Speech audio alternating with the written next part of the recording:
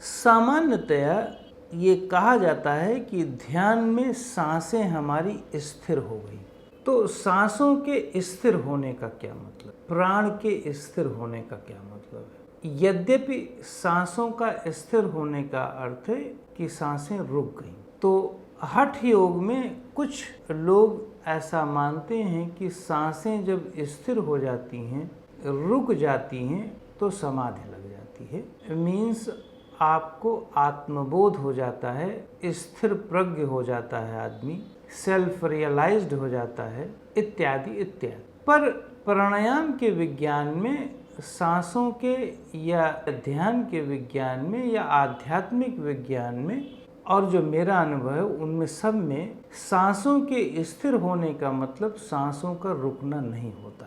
शायद प्रारंभिक काल में जो प्रैक्टिशनर या अभ्यास करने वाले बच्चे होते हैं, उनको लगता है कि सांस को रोक देंगे तो वो स्थिर हो जाएगी। वो भ्रम में है, उन्हें ऐसा करना नहीं चाहिए, अन्यथा रोग हो सकता है। सांसों के स्थिर होने का मतलब है सांसें अपने नेचुरल पैटर्न पर चलने लगे। अब हर एक व्यक्ति का नेचुरल पैटर्न है। अब जैसे मान लो मैंने थोड़ी देर के लिए दौड़ लगा दी, अब हमारी सांस का रिदम तेज हो गया, हृदय की गति तेज हो गई, सांसों की गति तेज हो गई।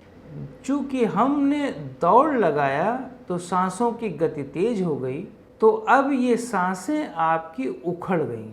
तो कभी कभी अस्थमैटिक लोग कहते हैं कि सांसें हमारी उखड़ जाती है बहुत जल्दी, मतलब सांसें हमारी बहुत जल्दी अस्त व्यस्त हो जाती है, बहुत जल्दी जल्दी तेज चलने लगती है, जिससे हमें डिस्कम्फर्ट फील होता है। तो ये तो हो गया फिजिकल एक्सरसाइज से। इसी तरह जब भी हमारे दिमाग में कोई ऐसी वैचारिक हलचल चलती है, जिससे या यूँ कहो कि जब भी हमारे दिमाग में कोई वैचारिक या भावनात्मक हलचल चलती है जो एंजाइटी प्रोड्यूस कर रही है, जो बहुत चिंताजनक स्थिति प्रोड्यूस कर रहा है, जो तनाव पैदा कर रहा है दिमाग के अंदर, जो डर या भय पैदा कर रहा है, जो सेल्फ एग्जिस्टेंस पर क्वेश्चन मार्क कर रहा है, या फाइनेंशियल कोई प्रेशर है, उससे आपकी सांसों की गति में अस्थिरता आ जाती है।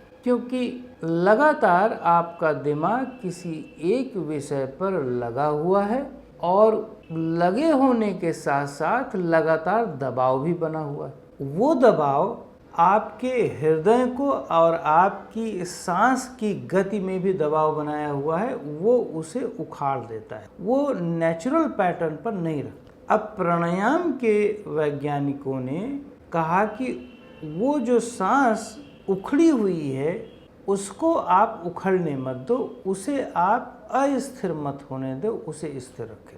अब चूंकि एक सामान्य आदमी भावनात्मक या वैचारिक गतिविधियों को तुरंत नियंत्रित नहीं कर सकता, क्योंकि उसकी आदत है हर पल कुछ न कुछ बुनने की, कुछ न कुछ जाल बनाने की, और जाल बना करके, जैसे मकड़ी का जाल है तो मकड़ी का जाल बनाते हुए उसी में फंसने की, तो वो आदत जल्दी ख़त्म नहीं हो सकती। तो संभवतः इसीलिए प्राणायाम के वैज्ञानिकों ने, जो बहुत ज्ञानी थे, ध्यान में भी थे, उन्होंने कहा सांसों को स्थिर करो, सांसों को सम करो। अब सांसों को सम करते करते कुछ लोग सोचे कि सांसों को रोक लो, नहीं। जब आप सांसों को सम करने लगते हैं, सांसों को स्थिर करने लगते हैं, तो सांस अपनी पैटर्न पर चलते चलते आपके मस्तिष्क के अंदर एक समता प्रोड्यूस करता है, समता बनाता है। चूँकि रक्त का संचार, रक्त में ऑक्सीजन का संचार एक ऐसी बैलेंस्ड वे में हो गया कि उसने हृदय की गति को भी थोड़ा सम बना दिया, नेचुरल पैटर्न पर लाया, और आपके रक्त में ऑक्सीजन को भी बेहतर किया और ब्रेन को भी रिलैक्सेशन दे दिया। ब्रेन जब रिलैक्स हुआ तो अब आपकी जो वैचारिक गतिविधियां हैं थोड़ी देर के लिए रुक गई, और यदि नहीं भी रुकी तो थोड़ा कम हो गई। इतनी कम हो गई कि आपको अब परेशानी का सामना बहुत या प्रेशर या दबाव का सामना नहीं करना पड़ रहा है। और एक और, जब आप प्राणायाम में सांसों को सम करते हैं, स्थिर करते हैं, रोकने की बात नहीं कर रहा हूँ, सांसों में जो इन्हेलेशन और जो पॉज है, एक्सलेशन और पॉज है, इन चारों अवस्थाओं को बहुत अच्छी तरह से माइन्यूटली वॉच करके सम बनाते हैं, तो आपका मस्तिष्क और मस्तिष्क के माइक्रोसेल्स और मस्तिष्क में जो हार्मोनल सीक्रेशंस हैं वो थोड़ा सा बेहतर होने लगते हैं, और साथ साथ आपको थोड़ा बेटर फील होने लगता है क्योंकि ब्रेन रिलैक्स हो रहा है। आपका माइंड भी थोड़ा डाइवर्ट हो गया ब्रेन की, नर्व्स की, सांसों में अपने शरीर को बेहतर फील करने की। तो आप अब विचारों से थोड़ा हट गए। जब विचारों से आप हटते हैं तो आपके ये सांस सम हो जाती है और बेहतर हो जाती है। सांस में आप फोकस हो गए तो विचार आपके रिड्यूस हो गए, कम हो गए। इसीलिए प्राणायाम या ध्यान के विज्ञान में सांसों को सम करना बताया गया। सांसों को सम करना, स्थिर करने का मतलब ये कदापि नहीं समझना कि सांसों को खींच करके रोको, अंदर भर करके रोक लो, जितना कोशिश और जितना प्रयत्न करो नहीं, और न ही सांसों को बाहर फेंक करके रोको। यदि आप ऐसे करते हैं तो मस्तिष्क और विचार को कभी भी बैलेंस नहीं कर पाओगे। भविष्य में और रोग आएंगे बजाय कि आपके शांत होने, बजाय कि आपके स्थिर होने के। सांसों का स्थिर और सांसों के सम होने का मतलब सिर्फ इतना है कि सांसों के पैटर्न को इतना अच्छा बनाओ कि आपके विचार स्थिर हो जाएं, आपकी भावनात्मक जो फ्लक्चुएशन है, ऊपर नीचे जो भावनात्मक रूप से बहुत तेज़ी से हो रहे हैं, वो सम हो जाए।